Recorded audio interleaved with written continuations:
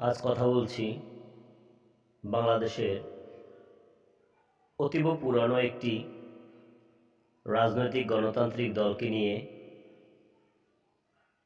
যার নাম আওয়ামী লীগ।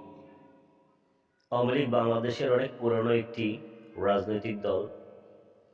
দেশের সংকটকালে ইতিপূর্বে তারা বিভিন্ন সময় দায়িত্ব কর্তব্যের ভার তারা নিজেদের ঘাড়ে তুলে নিয়েছিল এবং সফলতার সহিত দেশ পরিচালনা করেছিল বারংবার।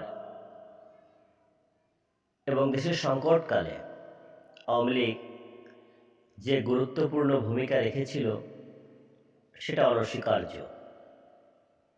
এবং দেশের উন্নয়নেও আওয়ামী লীগের যে ভূমিকা তা বাংলাদেশের জনগণ কখনো অস্বীকার করতে পারবে না, যদি ওই ব্যক্তি ন্যূনতম বিবেক সম্পন্ন হন। তবে কেন এই ভরাডুবি?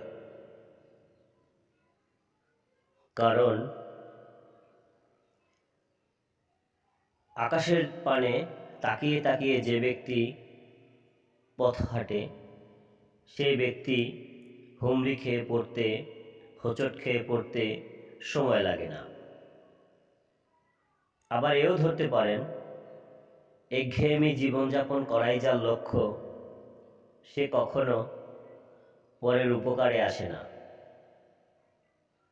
বাংলাদেশের জনগণের সাথে একটা স্বেচ্ছাচারী জীবন উপহার দিয়েছিল এই আওয়ামী লীগ।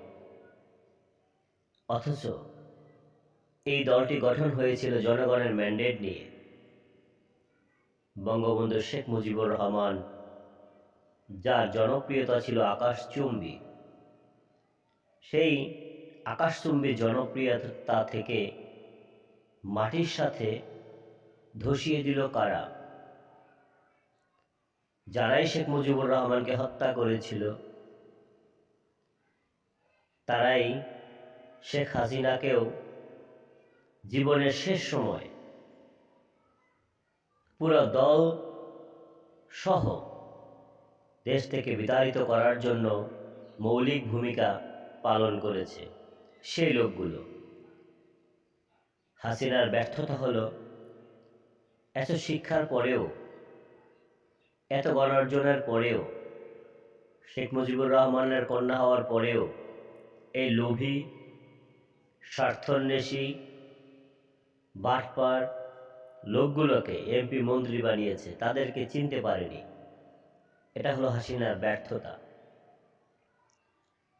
তারা জনগণের উপরে চাপিয়ে দিয়েছিল জুলুম, নির্যাতন, নিপীড়ন। মানুষ অতিষ্ঠ হয়ে গিয়েছিল এই আওয়ামী লীগের প্রতি। অথচ শতভাগ ম্যান্ডেট নিয়ে এই দলটি একসময় বাংলাদেশে আবির্ভাব হয়েছিল। সেই দলটি আজ নির্মূলের পথে, শুধুই তাদের ভুলের কারণে, নিজেদের ভুলের কারণে, না চিনতে পারার কারণে।